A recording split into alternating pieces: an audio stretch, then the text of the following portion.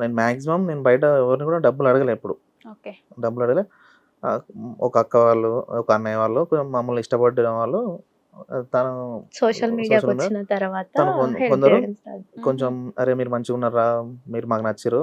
కొంచెం మంచిగా బతకండి" అని కొంచెం ఏదో ఒక సహాయం చేసేది. ఇక మేము చిన్న చిన్న ప్రమోషన్‌లు రావడం వల్ల అట్లా కొంచెం సెట్ అయింది. నేను కొంచెం ఎడిటింగ్ చేసేది షార్ట్ ఫిల్మ్స్.